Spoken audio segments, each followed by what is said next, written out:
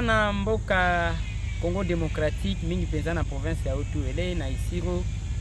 mbote na bino pe na kati ya chaîne na bino o ezopesa valeur na ngumba isiro anti polémique télévision valeur na province ya Haut-Uele valeur na Congo démocratique valeur na Afrique pe na monde entier partout boza ko s'abonner tozo senga na bino bo s'abonner ebele tango fungoli lien automatiquement bandana on a ko s'abonner tango o liker o s'abonner et après au partager pour aux informations aux akuta aona ingumba isiro chef lieu ya province ya Haut-Uele partout dans le monde iska bozora ndabiso bobo sanate ko s'abonner.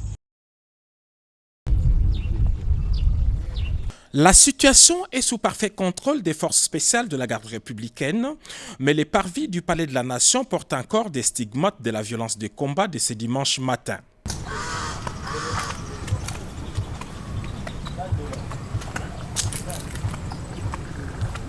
Selon les informations que nous avons recueillies sur place,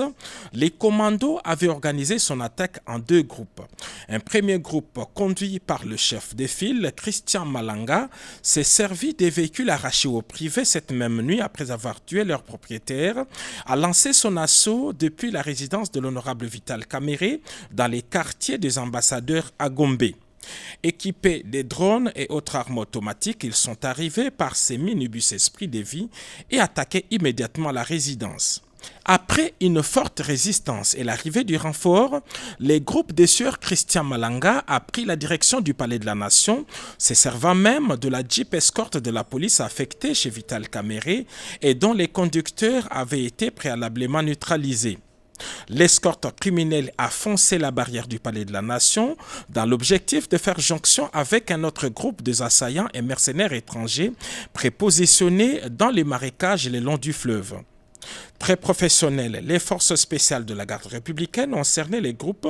puis lancé les feux sur les assaillants, mettant ainsi fin à leur aventure. Aucun élément de la garde républicaine n'a été touché dans ces combats, mais plusieurs membres de ces commandos, y compris leurs chefs, ont été tués et plusieurs autres capturés.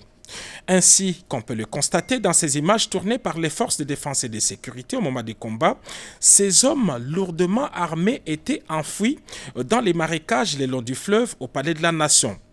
Au moment de notre tournage, le nettoyage s'est poursuivi encore le long du fleuve. C'est en ce moment que ce militaire déguisé en fou a été capturé. Il détient plusieurs documents attestant qu'il fait partie des corps habillés. Et c'est à cet endroit que Sieur Christian Malanga, non autrement identifié, a été tué par nos forces de défense et de sécurité qui le poursuivaient alors qu'il tentait de joindre un groupe important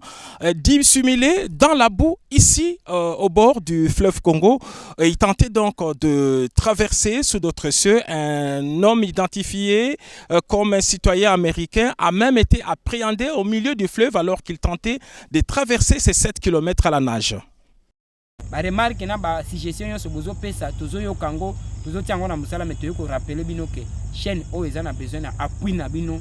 bosunga chaîne oyo d'abord na ko liker na ko partager mais aussi na ba contribution na bino ndenge bozo mona numéro M-Pesa na kati ya description kuna na se